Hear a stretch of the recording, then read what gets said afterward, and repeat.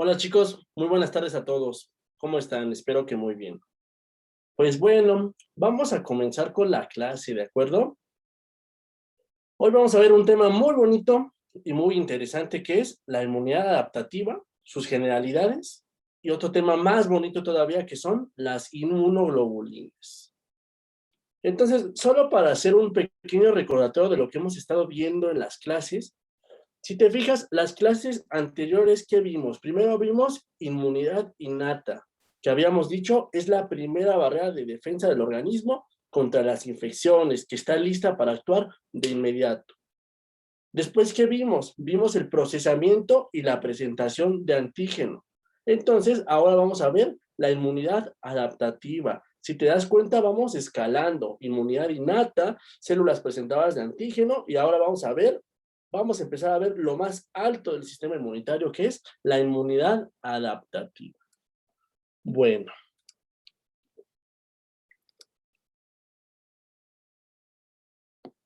Isabel, ¿me dejas compartir mi pantalla, por favor?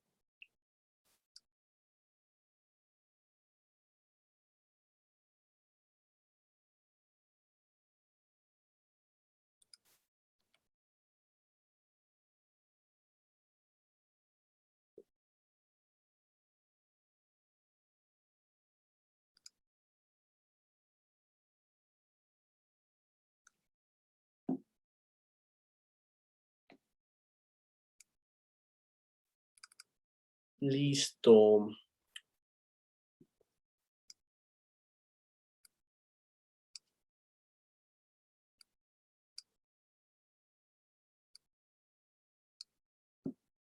Bueno, pues entonces primero vamos a ver las generalidades de inmunidad adaptativa. Así como en su momento vimos las características de la inmunidad innata, pues ahora vamos a ver las características de la inmunidad adaptativa. Primero, su tiempo de activación. Si te juegas la innata, actúa de inmediato, minutos, horas. La adaptativa va a tardar varios días en montar una respuesta. Segunda característica, que tiene memoria inmunológica persistente. ¿Qué significa esto? Fíjate, desde la antigüedad, los antiguos griegos romanos se dieron cuenta de lo que era la inmunidad. Muchas veces en las ciudades de estas personas de la antigüedad había epidemias, por ejemplo, epidemias de peste negra. Pero pues se daban cuenta que las contadas personas que sobrevivían a estas epidemias se volvían resistentes cuando volvió a haber una epidemia, ya no se volvían a enfermar. Es decir, se habían vuelto inmunes. Y pues ahora sabemos que esta característica de la inmunidad, de la memoria inmunológica persistente, es algo mediado fundamentalmente por la inmunidad adaptativa. Y no solo te vuelves resistente contra las infecciones nada más porque sí, sino porque en la siguiente exposición a ese microbio, a ese agente, en tu cuerpo va a haber una respuesta inmunitaria más rápida y amplificada. Ahorita vamos a ver exactamente cómo funciona. Bueno, tercera característica, que la inmunidad adaptativa es altamente específica para moléculas variables en su estructura. Y dijimos que esas moléculas que reconoce el sistema inmune adaptativo son los antígenos. Habíamos dicho que la inmunidad innata reconoce a los microbios a través de PAMs, patrones moleculares asociados a patrones asociados a patógeno. La inmunidad adaptativa lo va a reconocer a través de antígenos, ¿ok? Y ahorita también vamos a ver cuál es la definición formal del antígeno. Cuarta característica, la inmunidad adaptativa tiene dos componentes. La inmunidad humoral, que está representada por los linfocitos B, y la inmunidad celular, que está representada por los linfocitos T. Cada una tiene sus células, ya te dije cuáles son, y sus receptores. Tenemos dos tipos de receptores en la inmunidad adaptativa. El BCR, que es el receptor del linfocito B, y el TCR, que es el receptor del linfocito T. Sin embargo, más temprano en el curso habíamos mencionado algo. que a lo mejor solo hay 2 tipos de receptores, pero estos se obtienen mediante el proceso de recombinación somática de los genes BDJ, de manera que no hay ningún receptor idéntico al otro. Esto hace infinitas posibilidades para que los BCR y TCR puedan reconocer a los antígenos. Volvemos a lo que mencionamos en el punto anterior. La inmunidad adaptativa es altamente específica para moléculas variables en su estructura debido a esta variedad casi infinita de receptores que tiene. Y bueno, solo a manera de apéndice, recordamos que los BCR son inmunoglobulinas en realidad, y hay 2 tipos de inmunoglobulinas que funcionan como BCR, que son la IgM monomérica y la IgD. Más adelante va a quedar más claro esto. ¿De acuerdo? Bueno. Ahora vemos los cuadritos azules. Fíjate, la inmunidad adaptativa funciona mediante una respuesta primaria y una respuesta secundaria. ¿Cuál es la diferencia? La respuesta primaria es la primera exposición a un antígeno, la primera vez que el cuerpo entra en contacto con un agente. ¿Qué características tiene la respuesta primaria? Es una respuesta de magnitud menor, de afinidad menor, se produce sobre todo inmunoglobulina M, y esta respuesta es inducida por todo tipo de inmunógenos. De todo lo que acabo de mencionar, quizás lo más rescatable, lo que quédate de cajón, es que la inmunoglobulina de la respuesta primaria es la IgM. Ahora, la respuesta secundaria es la siguiente exposición al mismo antígeno que se reconoció en la respuesta primaria. La secundaria es la siguiente vez que se expone el cuerpo a ese antígeno.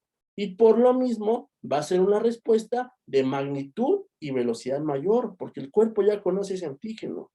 Va a tener afinidad mayor y en esta se produce sobre todo IgG. ¿De acuerdo? Igual, de cajón, apréndete. La inmunoglobulina que se produce en la respuesta secundaria es principalmente la IgG. Aunque también se producen en ciertas circunstancias IgA e IgE. Pero bueno, acuérdate siempre, respuesta primaria, IgM. Respuesta secundaria, IgG. Y la respuesta, última característica de la respuesta secundaria, es que es inducida sobre todo por antígenos proteínicos, por proteínas. ¿De acuerdo? Bueno. Ahora, bueno, aparte de los 2 tipos de inmunidad adaptativa que dijimos, humoral y celular, hay otra clasificación que nos divide la inmunidad adaptativa en pasiva y activa. Y a su vez cada una de estas se divide en natural y artificial. En las 2 puede haber inmunidad humoral o inmunidad celular. O sea, en las 2 participan los linfocitos B y los linfocitos T. Ahora fíjate, la inmunidad pasiva es aquella con efecto temporal y en la que se adquieren anticuerpos específicos. Fíjate lo que te puse en mayúsculas. Se adquieren, ¿de acuerdo? Y como les dije, esta se divide en natural y artificial. La inmunidad adaptativa pasiva natural es, por ejemplo, la IgG que la madre le transfiere al feto a través de la placenta y la IgA que le transfiere por la lactancia materna. ¿Ya viste? Por eso puse se adquiere, porque la mamá le está pasando de manera pasiva esos anticuerpos a su hijo. Y la inmunidad adaptativa pasiva artificial consiste en la inyección de anticuerpos específicos. Por ejemplo, en el contexto de una picadura de alacrán o de serpiente, se inyecta un anticuerpo, una inmunoglobulina dirigida contra el veneno de las criaturas, ¿de acuerdo? Bueno, y a eso se le llama fagoterapia. Más adelante vamos a entender por qué se llama fagoterapia. Y vuelvo a lo mismo, son anticuerpos adquiridos, no son anticuerpos.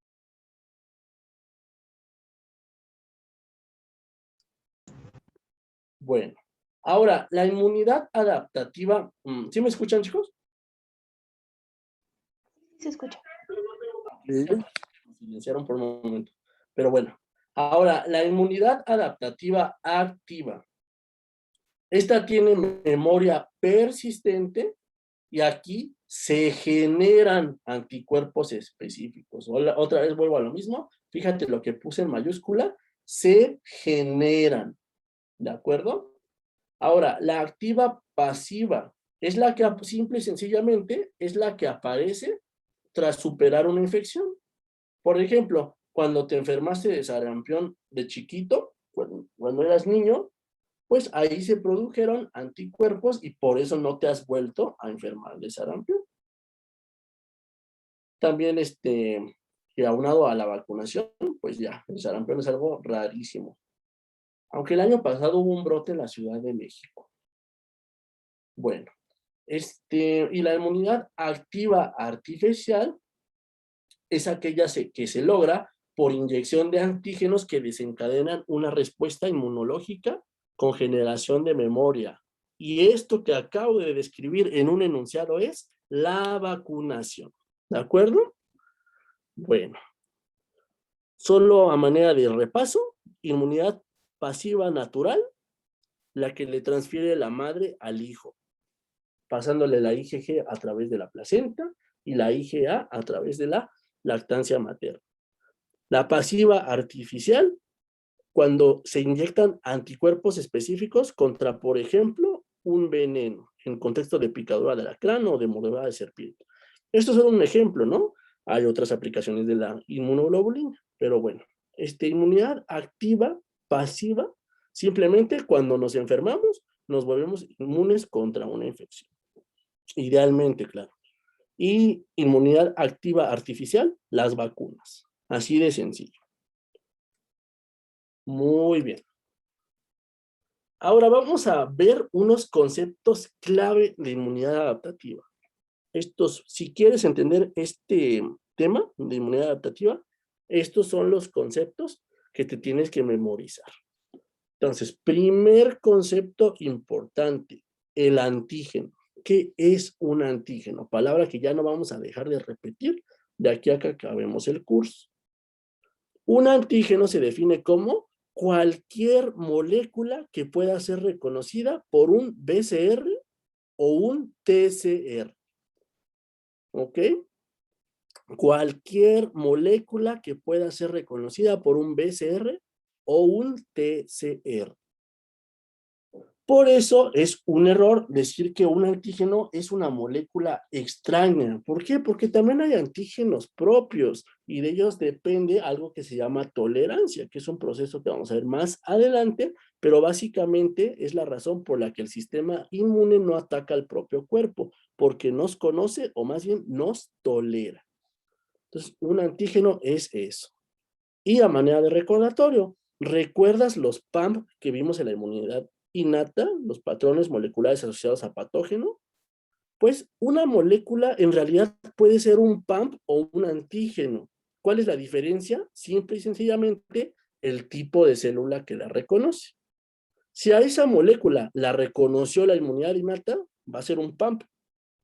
Pero si la reconoció la inmunidad adaptativa, va a ser un antígeno. Pero en esencia es la misma molécula. ¿De acuerdo? Para que no te pierdas. Ahora, vamos a hablar de cosas más específicas del antígeno. Vamos a mencionar que es un inmunógeno. Un inmunógeno es un antígeno que es capaz de desencadenar una respuesta inmunitaria por sí mismo. Y un apteno es un antígeno que no es capaz de desencadenar una respuesta inmunológica por sí mismo. Y solo lo logra cuando se une a otra molécula. A esto le llamamos efecto apteno transportador. Y es como funcionan, por ejemplo, las vacunas conjugadas. Bueno, por derivado de esto que acabo de decir, de que hay antígenos que desencadenan respuestas y antígenos que no desencadenan las respuestas, derivado de esto decimos que todos los inmunógenos son antígenos, pero no todos los antígenos son inmunógenos.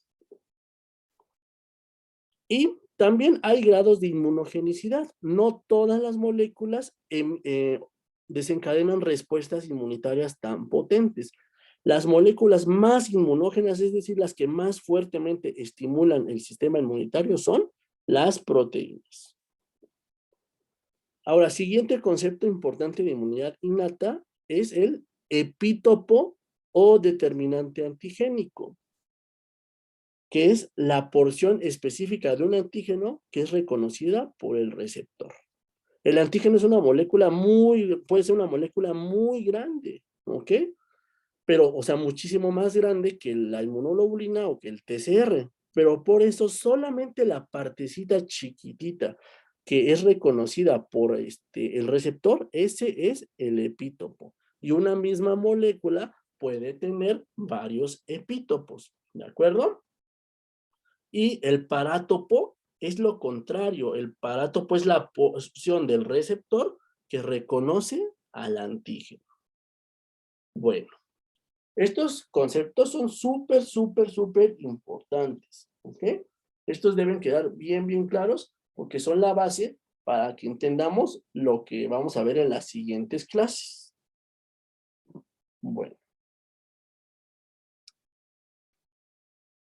Ahora, siguiente concepto clave de inmunidad adaptativa. ¿Qué es lo que pasa cuando los linfocitos reconocen a sus antígenos? Pues que se van a activar. Ahora, cuando el linfocito se activa, ya sea el linfocito B o el linfocito T, ahorita solo estamos hablando de linfocitos en general. Cuando los linfocitos se activan, hacen expansión clonal. Es decir, se multiplican, se dividen, crean clones de sí mismos. Ya habíamos mencionado esto también en la primera clase, ¿verdad? ¿Te acuerdas que el lugar específico donde ocurre la expansión clonal es en los centros germinales o folículos secundarios? ¿Ok? Entonces, eso es lo que pasa cuando el linfocito se activa. Hace expansión clonal, hace copias de sí mismo, se multiplican. Y ahora, estas células clonadas se diferencian en dos grandes tipos. De un lado tenemos a las células efectoras y del otro tenemos a las células de memoria. Las células efectoras, simple y sencillamente, son las que realizan, pues como lo dice su nombre, una función en ese momento, ¿de acuerdo? Ahora, la célula efectora del linfocito B es la célula plasmática. Y la célula plasmática es la que está capacitada como tal para producir las inmunoglobulinas. ¿De acuerdo? Entonces, si te llegan a preguntar, por ejemplo, ¿cuál es la célula que produce las inmunoglobulinas? Y vienen en las mismas opciones linfocito B y célula plasmática, tu respuesta va a ser célula plasmática, ¿verdad? Bueno, el linfocito T también tiene sus células efectoras. En el caso del linfocito TCD8, el efector es el CTL o célula citolítica. Célula T citolítica. Y en el caso de los TCD4, las células efectoras son unas que vamos a ver más adelante, pero que son TH1, TH2, TH17. Bueno. Y ahora, esas fueron las células efectoras. Las otras son las células de memoria. Estas, simple y sencillamente, son las células que van a mediar, esto, la respuesta secundaria. Son las células que cuando se da la segunda exposición a un agente, pues van a mediar esta respuesta secundaria, que es más rápida, con mayor afinidad y más amplificada. ¿Por qué? Porque ya conocen previamente a ese antígeno. Y estas células de memoria son súper persistentes, ¿de acuerdo? Pueden durar toda la vida del individuo. Por ejemplo, en individuos que tuvieron la gripe española, que fue una pandemia que afectó al mundo hace más o menos 100 años de manera idéntica a como lo está afectando ahorita el COVID. Pues hace 100 años la pandemia que hubo fue la de la gripe española y pues no, yo creo que la década pasada habrá sido, estudiaron algunos sobrevivientes de la gripe española y todavía tenían células de memoria persistentes contra ese antígeno. Entonces, fíjate, células de memoria pueden durar toda la vida, y la gran maravilla de la inmunología que no se ha descubierto, pues es cómo le hacen para almacenar esa información tanto tiempo, de manera tan persistente. Pero bueno. Y siguiente concepto importante, importantísimo de inmunidad adaptativa es la inmunoglobulina. Ahorita vamos a estudiar detalladamente las características de la inmunoglobulina. Pero vamos a empezar por introducir que la palabra inmunoglobulina tiene muchos sinónimos. ¿Ya te fijaste? Podemos decir inmunoglobulina, anticuerpo, gamma globulina y antitoxina, ¿ok? Entonces, estas 4 palabritas son sinónimos, son exactamente lo mismo. A mí me pasa a veces luego que digo anticuerpo y luego digo inmunoglobulina y la gente no entiende que estoy hablando de lo mismo. No, son sinónimos. Estas 4 palabras son sinónimos. Inmunoglobulina, anticuerpo, gamma globulina y antitoxina son exactamente lo mismo. A lo mejor el concepto en el que, el contexto, perdón, en el que se usan es distinto. Por ejemplo, si estamos hablando de un medio científico de electroforesis de proteínas, pues ahí vas a encontrar más el nombre de gamma globulina. Antitoxina es un nombre 100% médico, 100% clínico. Volviendo al ejemplo de la inmunidad pasiva artificial, esto de las antitoxinas son precisamente las inmunoglobulinas que se usan para neutralizar a los venenos del alacrán y la serpiente, por dar un ejemplo. Y bueno, inmunoglobulina y anticuerpo, pues son los 2 nombres más utilizados, pero apréndete, por favor, que estas 4 palabras son sinónimos, son exactamente lo mismo. Igual cuando veamos las patologías, vamos a ver, por ejemplo, la agamaglobulinemia o la hipergamaglobulinemia. Entonces, tú vas a recordar que de lo que estamos hablando es de inmunoglobulinas. Bueno, ahora existen 5 tipos de inmunoglobulinas. Hay una mnemotecnia para que te las aprendas y para que las recuerdes. Y esa mnemotecnia es GAMDE. Entonces, derivado de esto, es que tenemos IgG, IgA, IgM, IgD e IgE. Entonces, esas son las 5 inmunoglobulinas humanas. Y esta es la mnemotecnia para que te las aprendas. Ahora, esta mnemotecnia tiene su razón de ser, porque podría ser diferente, ¿no? Podría ser de GAM, o podría ser MAGDE, ¿no? Pero esta mnemotecnia tiene una razón de ser. Y esa razón es que refleja las concentraciones de inmunoglobulina en la sangre, es decir, va de la que tiene más a la que tiene menos. Entonces, la IgG es la inmunoglobulina más abundante en la sangre y la IgE sería la menos abundante. ¿Ok? Bueno, ese concepto también es importante. Ahora vamos a hablar de la estructura del anticuerpo. Este dibujo de mi autoría es 100% didáctico. Es más que nada para que te aprendas la estructura, pero pues obviamente ya viéndola, los libros, pues es algo más complejo, la inmunoglobulina, ¿no? Pero pues a mí me gusta hacer cosas didácticas para que se entienda y creo que está muy bien.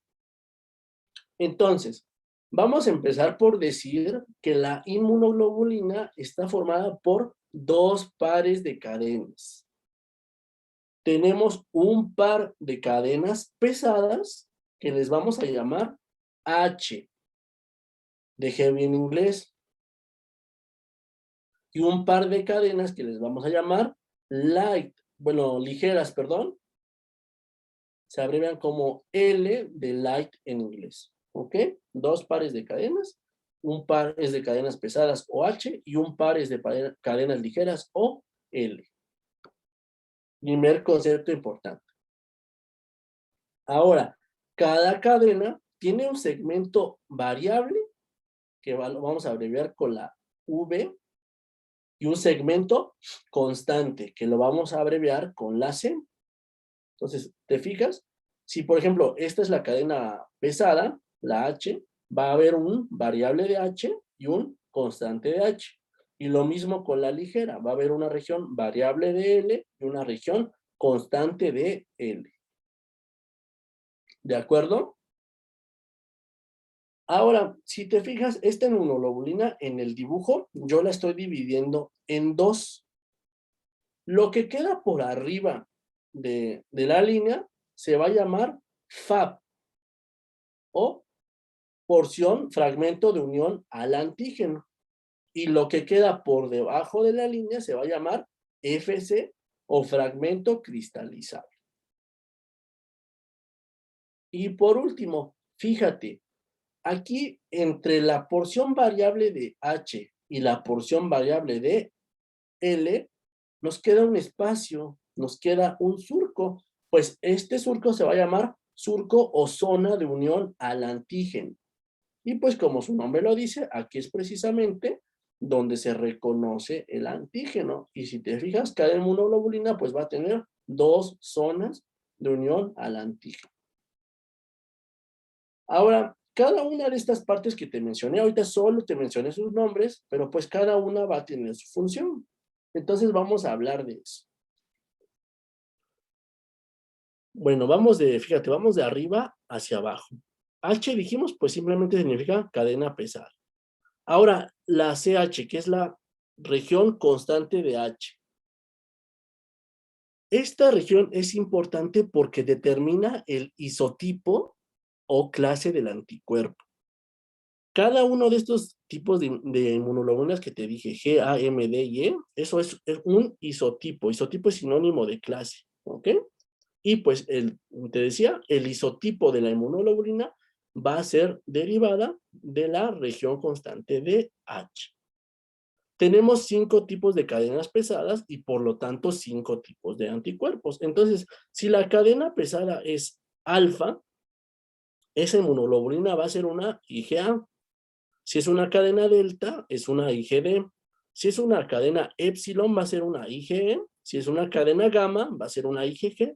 Y si es una cadena mu, va a ser una IgE. ¿De acuerdo? Bueno.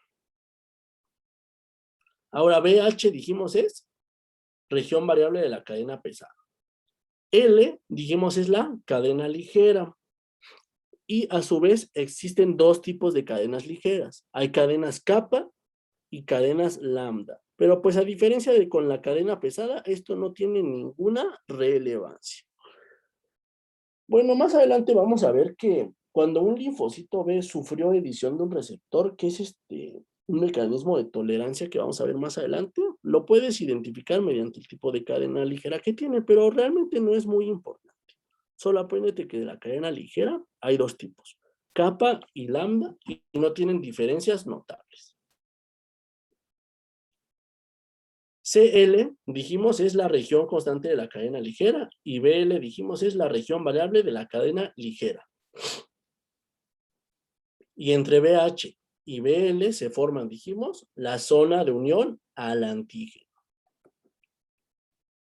Ahora, el FAB, que como te decía, es la porción de la inmunoglobulina que queda por encima de esta línea que dibujé. El FAB, entonces, es el fragmento de unión al antígeno y es como tal la zona del anticuerpo que va a reconocer al antígeno. Y FC o fragmento cristalizable, en el dibujo te decía es lo que queda por debajo de esta línea, va a ser la zona del anticuerpo que realiza sus funciones efectoras. Y aquí vamos a mencionar cuáles son las 3 funciones generales de la inmunoglobulina. Entonces, el anticuerpo o inmunoglobulina opsoniza, neutraliza y fija el complemento. Es un concepto súper importante. ¿Cuáles son las 3 funciones de la inmunoglobulina? Opsonizan, neutralizan y fijan el complemento. ¿En qué consiste cada una de estas funciones? La opsonización ya la mencionamos en 2 clases diferentes, ¿te acuerdas? Opsonizar, dijimos, es aderezar, es marcar a un a una molécula para que sea más atractiva para los fagocitos y se la coman. Entonces, las inmunoglobulinas funcionan precisamente como opsoninas. Segunda función, la neutralización. Esta consiste en que simplemente el antígeno, la inmunoglobulina es capaz de neutralizar, es decir, de bloquear a un microbio o a una molécula como una toxina antes de que cause daño. Digamos, imagínatelo como la red de una portería. Eso, o más bien como el portero, ajá, sería un mejor ejemplo. Lo que está haciendo es bloquear a ese balón para que no entre a la portería, ¿de acuerdo? Entonces, en eso consiste la neutralización. Y tercera función, fijación del complemento. Esto es lo que ya vimos también en las vías del complemento. ¿Te acuerdas que hay una vía que es la vía clásica, verdad? Y esa vía, ¿cómo empezaba? Cuando un complejo antígeno-anticuerpo se une a C1. Entonces, es precisamente de esto de lo que hablo, ¿de acuerdo? A eso me refiero con fijar el complemento. Y ahora, no todas las inmunoglobulinas fijan el complemento. Solamente la IgM y la IgG pueden iniciar la vía clásica del complemento. Y de esas dos, la que es mejor para iniciarlo es la IgM. ¿Por qué? Ahorita vamos a ver su estructura. Bueno, entonces este concepto sí es súper importante, entonces quiero que te lo aprendas y lo voy a repetir. Las tres funciones de la inmunoglobulina son que opsonizan, neutralizan y fijan el complemento. Opsonizar, dijimos, aderezar, hacer más atractiva a una molécula para que sea destruida por los fagocitos. Neutralización, dijimos, bloquear a un microbio o a una molécula como una toxina antes de que causen daño. Y fijación del complemento se refiere a que son capaces de desencadenar la cascada de la vía clásica del complemento. Y las dos únicas inmunoglobulinas que lo hacen son la IgM, que es la más eficiente, y la IgG. Bueno, ahora, estas fueron las funciones en general de las inmunoglobulinas, pero a su vez, cada inmunoglobulina tiene funciones específicas. Cada una de estas 5 va a estar capacitada para hacer algo en especial. Entonces, eso es de lo que vamos a hablar a continuación. Entonces, pues vamos a irnos de acuerdo a la mnemotecnia, ¿no? La de Gamde, IgA, IgG, IgA, IgM, IgD e IgE. Entonces, primero vamos a hablar de la IgG. ¿Cuáles son las características y las funciones de la IgG? Primera característica, que es la inmunoglobulina más abundante en la sangre y en los líquidos del medio interno. ¿Cuáles son estos líquidos? Por ejemplo, líquido cefalorraquídeo, el del sistema nervioso, ¿recuerdas? Líquido pleural, el de los pulmones, y líquido pericárdico, el que está en el saco pericárdico alrededor del corazón. Entonces, la IgG es la más abundante en todos esos líquidos, ¿de acuerdo? Bueno. Segunda función, que puede fijar el complemento. Lo acabo de mencionar, desencadena la vía clásica. Tercera función, es la inmunoglobulina de la inmunidad fetal. Esto es también súper importante y súper preguntado, ¿ok? En todos los cursos y exámenes de inmunoglobulina. ¿Cuál es la inmunoglobulina de la inmunidad fetal? Es la IgG. ¿Por qué? Porque es la única inmunoglobulina que atraviesa la placenta, ¿de acuerdo? Y por eso, derivado de eso, es que la madre se la puede pasar a su hijo desde que está in útero. ¿Sí? IgG es la inmunoglobulina de la inmunidad fetal porque es la única que atraviesa la placenta. Sin embargo, no es un proceso pasivo, no es, por ejemplo, como la difusión de los gases que atraviesan directo a través de la membrana de las células, no. Es un proceso más bien activo, hay un receptor que transporta la inmunoglobulina de un lado al otro, pero bueno, esos son temas muy específicos. Pero bueno, solo quédate con eso. La IgG es la inmunoglobulina de la inmunidad fetal porque es la única que atraviesa la placenta. Y pues también, acuérdate, esto es un ejemplo de inmunidad pasiva natural. Bueno. Y cuarta característica de la IgG, que es la inmunoglobulina, también lo dijimos, de las respuestas secundarias, es decir, de cuando tenemos la segunda exposición al antígeno. Ahora, IgA. Súper importante y súper preguntado también, es la inmunoglobulina de la inmunidad en las mucosas. Esta inmunoglobulina se secreta activamente a la superficie de las mucosas y pues ahí puede neutralizar y fijar algunos y opsonizar algunos microbios. Súper, súper, súper importante. Ahora, la IgA se secreta a las mucosas, te digo, unida a una proteína que la va a estabilizar, le va a dar va a permitir que esté en la mucosa, ¿ok? Y a esta le llamamos proteína secretora, esa molécula que permite que la IgA sea secretada en las mucosas. Sin embargo, pregunta que también te pueden hacer, la célula plasmática no produce la proteína secretora, ¿de acuerdo? La proteína secretora es producida por las células epiteliales de la mucosa. Bueno, entonces, súper importante. Y segunda característica de la IgA, que es la inmunoglobulina de la inmunidad neonatal, es decir, es la que la madre le transfiere a su hijo a través de la lactancia materna. En la leche materna va contenida la IgA. Bueno. No te confundas, inmunidad fetal, es decir, de madre a hijo, pero in útero, a través de la placenta, es la IgE. Inmunidad neonatal, madre a hijo, a través de la leche materna, es la IgA. A veces se puede confundir con eso. Bueno, ahora la IgM. La IgM tiene tres funciones. Número uno es la inmunoglobulina de la respuesta primaria. Ya lo dije. Respuesta primaria es la primera exposición al antígeno. Pues ahí se va a producir la IgM. Segunda función, funciona como receptor del linfocito B o BCR. Y esto en su forma monomérica. Ahorita te voy a explicar qué significa eso de monomérica. Y tercera función, que fija el complemento, vía clásica. Y dijimos, bueno, esto lo hace en su forma pentamérica. Ahorita te explico qué es eso. Y dijimos, es la más eficiente para hacer esto. ¿Ok? Ahora, te voy a explicar eso de monomérico y pentamérico.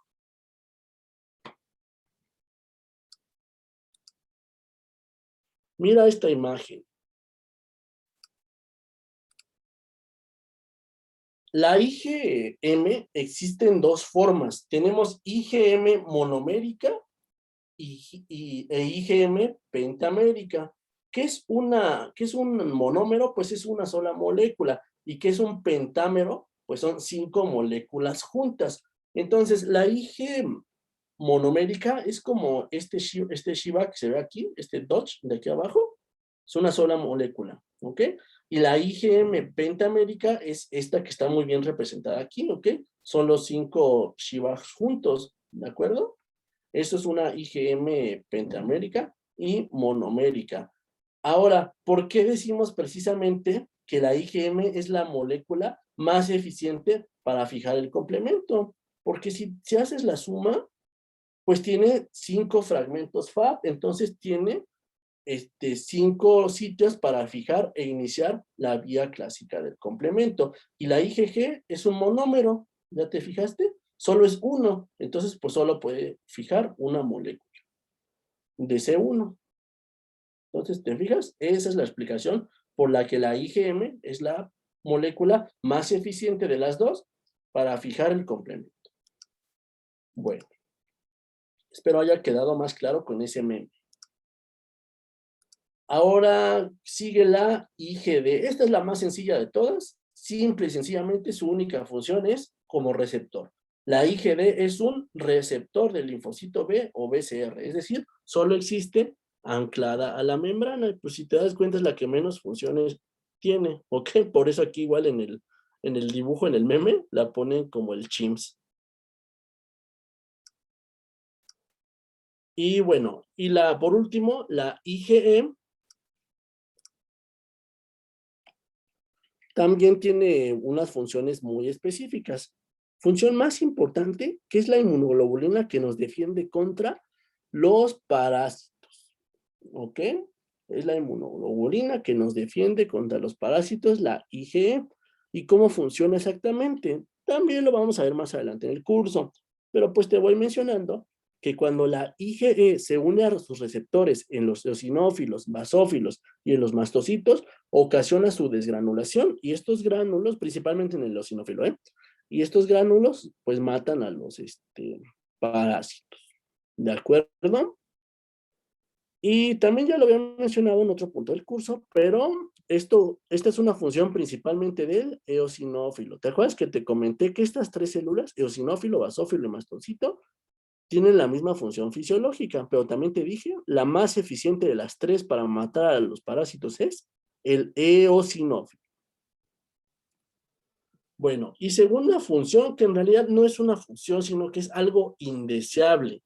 La IgE es la inmunoglobulina que causa las alergias.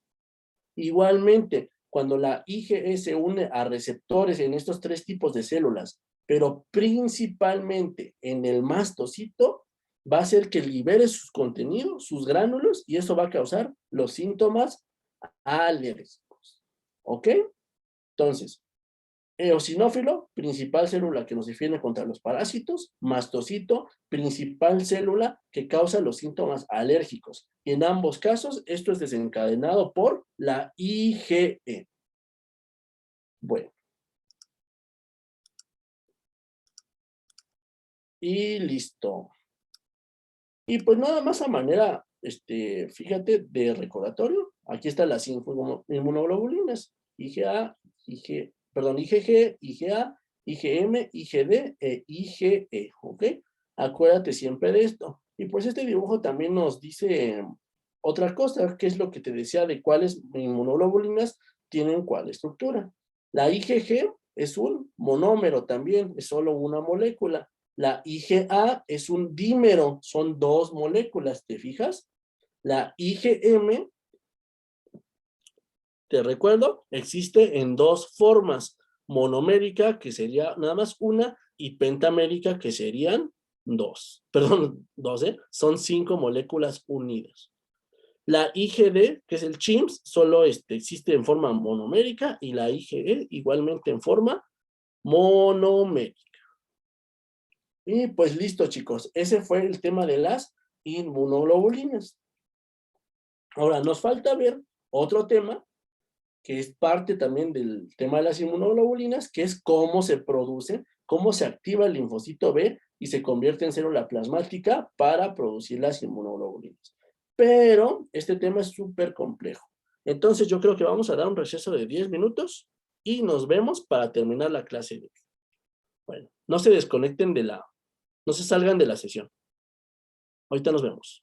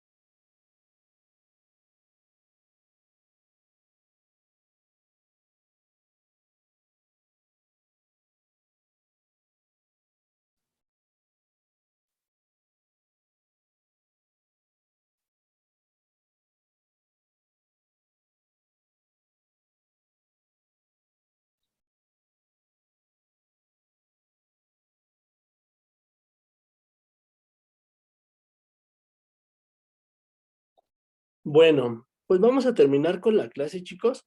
Vamos a ver el último tema. Y ese tema es cómo se producen los anticuerpos. Ahorita ya vimos cómo es un anticuerpo, qué tipos hay, cuáles son sus funciones, todo eso. Pero pues vamos a ver cómo le hacen las células B para convertirse en células plasmáticas y producir los anticuerpos. Entonces, este es un proceso bastante complejo. A mí me costó entenderlo, de hecho, y lo esquematicé muy bien en este esquema que de verdad vale oro, ¿eh? Porque es un proceso muy, muy, muy complejo. Entonces, a este proceso en el que se producen los anticuerpos se le llama activación de linfocitos B dependiente de células T. También hay una activación de células B independiente de T, pero esa es muy, muy, muy sencilla. Y el único anticuerpo que se produce en ese contexto es la IgM. En cambio, la activación dependiente de T es algo más complejo y más importante. Entonces, ¿en qué consiste esto de la activación de B dependiente de T?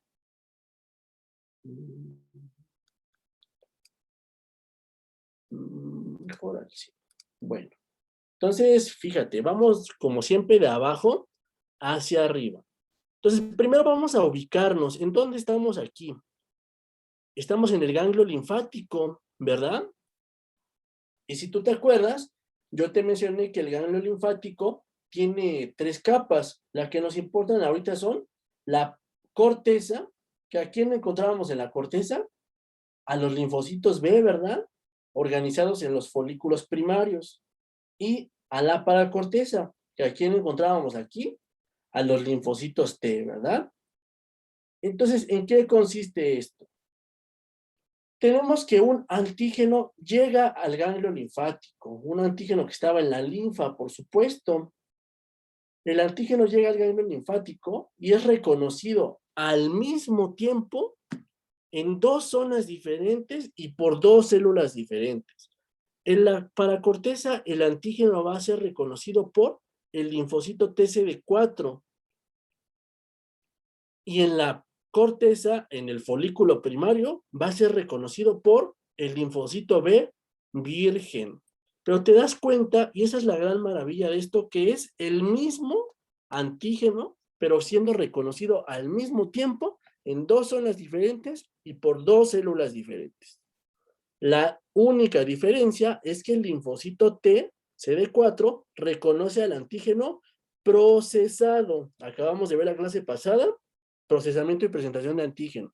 Y el linfocito B reconoce al antígeno en su forma original, pero es la gran maravilla eso, cómo le hacen para reconocer al mismo antígeno al mismo tiempo y aunque este sea procesado y este sea un antígeno normal. Bueno, ahora paso número 2. Una vez que ambas células reconocieron al antígeno, se van a acercar por quimiotaxis.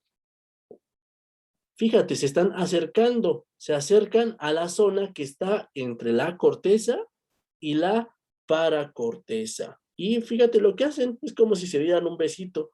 Están muy, muy, muy juntas. Es literal un beso inmunológico. Ahora, aunque el beso inmunológico propiamente dicho es la presentación del antígeno, pero bueno, también queda ad hoc a este tema. Bueno, entonces se acercan muy juntitas y se van a dar un besito. Entonces, fíjate lo que pasa aquí. Ya que están muy juntitas, el linfocito B le vuelve a presentar el antígeno al linfocito TCD4. Y en respuesta, el TCD4 produce CD40L, la molécula CD40L, que se une a el ligando CD40 en el linfocito B. Y finalmente, ambas células quedan activadas. Ahora, paso número 3. El linfocito B ya activado, aquí en esta misma zona, va a formar un foco extrafolicular. ¿Por qué extrafolicular? Porque está fuera de los folículos. Y en ese foco extrafolicular, el linfocito B va a hacer expansión clonal, se va a dividir, se va a multiplicar y va a generar células plasmáticas de vida corta. Y esas células plasmáticas de vida corta van a producir IgM. solo IgM.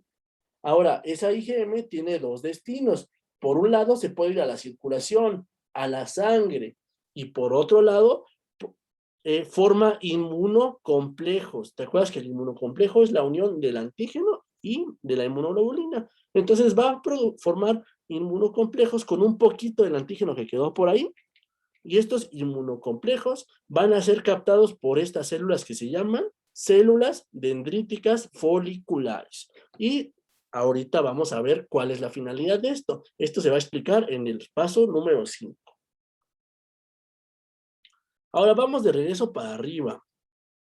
Ya que pasó todo esto de los focos extrafoliculares, los linfocitos B se regresan al folículo, se regresan hacia acá y van a formar folículos, se regresan más bien a la corteza, ¿ok? Se regresan a la corteza y van a formar folículos secundarios o centros germinales. En respuesta, los linfocitos TCD4 los siguen, van de la manita, ya se enamoraron por ese besito que se dieron. Y entonces se van a diferenciar estos TCD4 en células T foliculares o TFH. Y pues va a pasar exactamente lo mismo que pasó afuera. Se van a volver a juntar el TFH y el linfocito B y se van a activar el uno al otro. Solo que esta vez el linfocito B va a hacer otra vez expansión clonal, sí, se va a multiplicar, se va a dividir, va a crear clones de sí mismo, pero esta vez en el folículo secundario se va a diferenciar en células plasmáticas de vida larga y en células de memoria. La célula de memoria, bueno, olvida eso. Entonces, células plasmáticas de vida larga y en células de memoria. Ahora, esta célula plasmática de vida larga va a producir IgM, sí, pero va a producir principalmente IgG, ¿ok? Y ahora, la IgG, la célula plasmática, tiene capacidad de producir, de hacer que esta IgM se convierta en IgG, IgA o IgE. Y ese es un proceso que se llama cambio de isotipo, en el que la cadena pesada de la inmunoglobulina, que dijimos que es la que le da el isotipo, la que le da el nombre a la inmunoglobulina, va a ser diferente. Va a ser IgM, IgG, IgA o IgE, pero en realidad la inmunoglobulina sigue siendo específica contra el mismo tipo de microbio, contra el mismo tipo de antígeno que generó esta respuesta. Ese es el cambio de isotipo. ¿De acuerdo?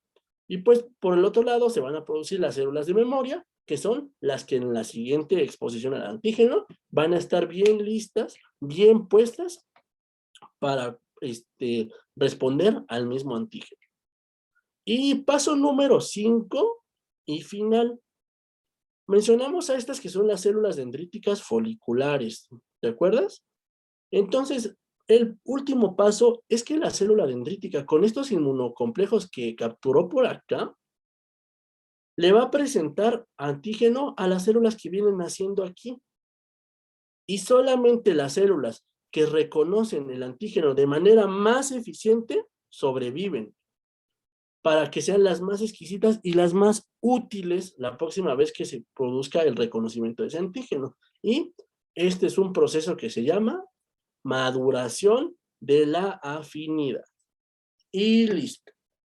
Así es como se producen las inmunoglobulinas. Esto está bien complejo, ¿verdad? A mí, te digo, me costó bastante comprenderlo y mucho más esquematizarlo de una manera tan didáctica. Entonces, te lo voy a volver a repetir porque sí, sí está complejo. Bueno, entonces vámonos desde el principio. Esto es la activación de linfocitos B dependiente de la célula T. Entonces dijimos, estamos en el ganglio, ¿verdad?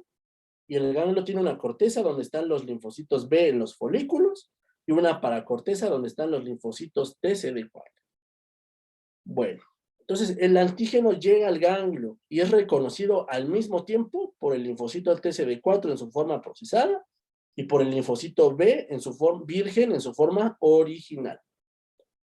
Paso número 2, una vez que ambas células reconocieron al antígeno, se acercan a la zona entre la corteza y la paracorteza y se van a activar una a la otra. En respuesta, paso número 3, El linfocito B forma focos extrafoliculares, donde hace expansión clonal y se diferencia en células plasmáticas de vida corta, las cuales producen IgM. Y esta IgM tiene dos destinos. Por un lado se va a la circulación, o sea, la sangre, y por el otro forma inmunocomplejos, los cuales son captados por la célula dendrítica folicular. Nos regresamos. Paso número 4. Ya pasó todo esto del foco extrafolicular, entonces el linfocito B se va a regresar a la corteza y va a producir folículos secundarios o centros germinales. Y el linfocito TCD4 lo sigue y ahí en el centro germinal se diferencia en célula T folicular. Y pues va a pasar otra vez lo mismo. Una célula activa a la otra, se dan la mano, se ayudan entre ellas. Y en respuesta, el linfocito B hace expansión clonal otra vez. Solo que esta vez se va a diferenciar en células plasmáticas de vida larga y células de memoria.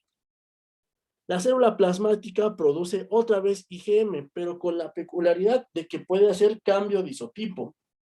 Y el cambio de isotipo consiste en transformar esa IgM en IgG o IgA o IgE. ¿Y cómo lo hace? Cambiando la cadena pesada de la inmunoglobulina, pero las cadenas variables siguen siendo exactamente las mismas, de manera que esa inmunoglobulina sigue siendo específica contra el antígeno que se reconoció en primer lugar. Y paso número 5 y final, las células dendríticas le van a presentar otra vez el mismo antígeno a las células que se produjeron acá, y solo aquellas células que lo reconocen con mayor afinidad, con mayor exquisitez, van a sobrevivir. Y esto se le llama maduración de la afinidad. Y listo, chicos. Este es un tema por excelencia de la inmunología, ¿eh? Está súper, súper, súper complejo. Y pues bueno, con esto terminamos la clase de hoy. Ahora, pues como siempre, a ver, permítame tantito.